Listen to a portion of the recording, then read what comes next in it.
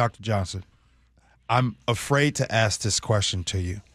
Is there any light at the end of the tunnel? Is there anything good that you can tell us about what's going on besides what's going on in New York when it comes to the mayor? Well, I'll be honest with you. I don't think anything that happens in New York is particularly reflective of the rest of the country, right? Like the mayor's race in New York doesn't mean anything for Austin, Texas. It doesn't mean anything for Seattle. It doesn't mean anything for Los Angeles. It doesn't mean anything for DC. It means one guy in a state, in a city that has sort of ranked choice voting, which very few cities actually have, ended up winning a primary, but he still has to face possibly Cuomo, possibly Adams in November of 2025. So I think there are way too many people out there who went from being COVID experts to Ukraine experts to Iran experts to now New York politics experts who don't know what they're talking about. I don't draw anything from that. But what I can say is this. Every single day that you wake up, you have the opportunity to make a difference, right? Every single person who fights, the Supreme Court didn't get away with all of their crazy rulings. There are still local elections that can be had. I don't think people should give up. But I do think it's very important to pay attention to. And anybody who voted for Donald Trump would have to admit this, that what he claimed he was going to do, he's done a lot of it. And then he's also done a lot of stuff that he claimed he wouldn't do that was dangerous, that's not beneficial for our country. I'll give you just a quick example, a very, very simple one. What has happened right now is we have a slowing economy.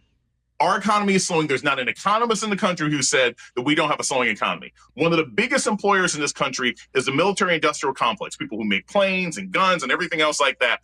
Nation after nation, our allies in Europe are backing out and cutting military contracts with the United States right now because they no longer trust this administration to follow along with the dictates of NATO.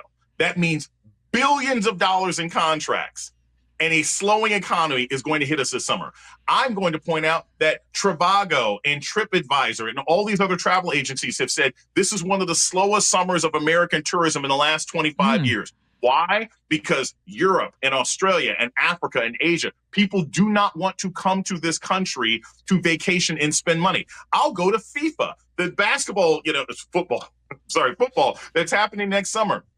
Free ticket sales have tanked. They've got some early games selling for as low as $20. Why? Because people from Spain and people from France and people from Argentina don't want to come to America and spend money over the course of the weekend because they're afraid they might get deported, right? Is that what you voted for? If it is, great. I wanted to be elected. I wanted a president who was going to help our economy expand and bring more money into this country. That ain't what's happening right now.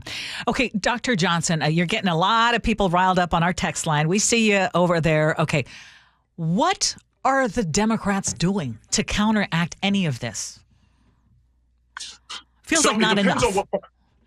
Well, it depends on what part of the country you're in, right? Like, if you want to say that Democrats in New York did a good job because they didn't mess up the process and you got somebody who's running who's reflective of the city. Okay, that's good, right? You can say that Democrats in Congress right now are fighting against the big, beautiful bill. I mean, that bill could have passed already if the Democrats had just rolled over. You have the Democrats in the Senate who are like, hey, I don't think this is a good idea. I don't think it's a good idea to pass a bill that makes it illegal for courts to try to enforce their own rulings. I mean, you do have things that the Democratic Party as a whole are doing to slow some of this legislation. But at the end of the day, you can only do so much when you're the out party. So I've told people all the time that if you're unhappy with the administration and how this country is operating, your best bet is to not worry about what Chuck Schumer is doing. He's kind of a feckless leader anyway. It's not your job to worry about what Hakeem Jeffries is doing. He doesn't really get all that much accomplished, as much as he may be a smart and reasonable person.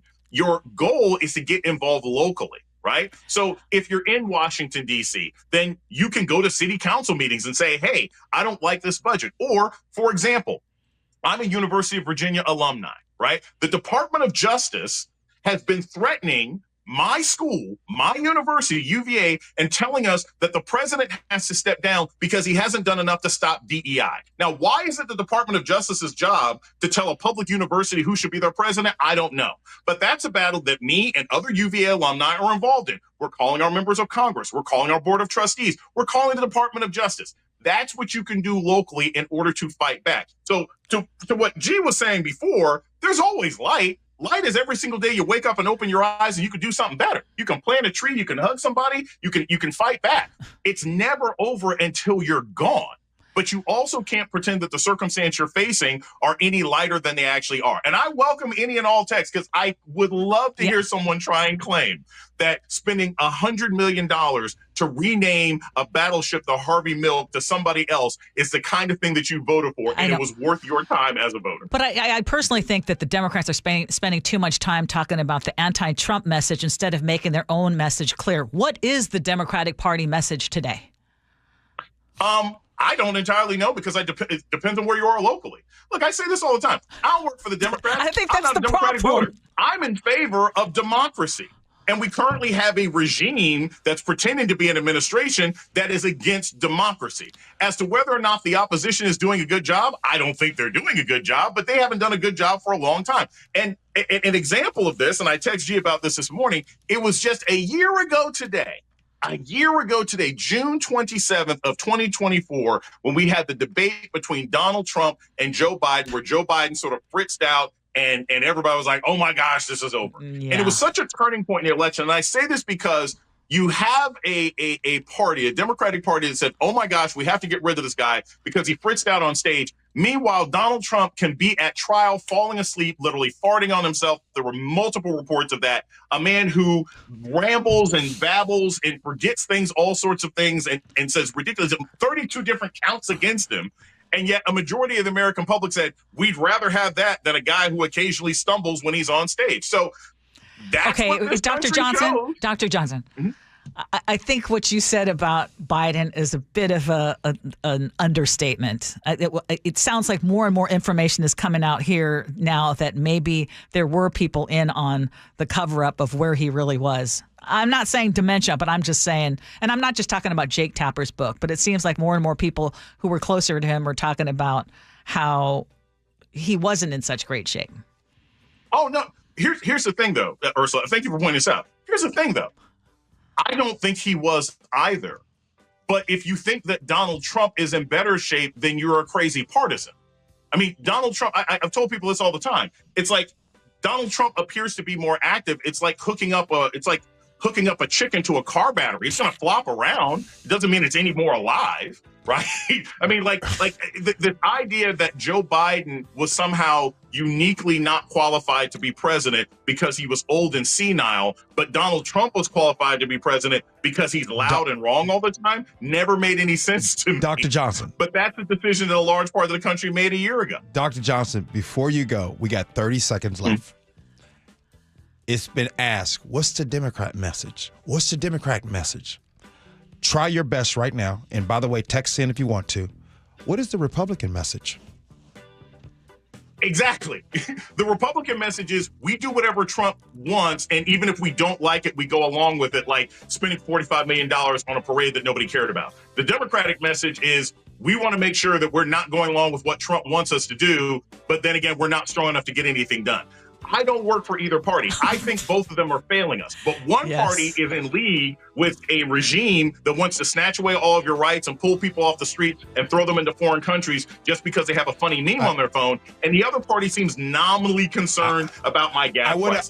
That's a decision that I think everybody's got to make. I had to ask this because I feel like it's literally a game in which the Democrats cannot win. What I mean by that is two parties sit down to take a test.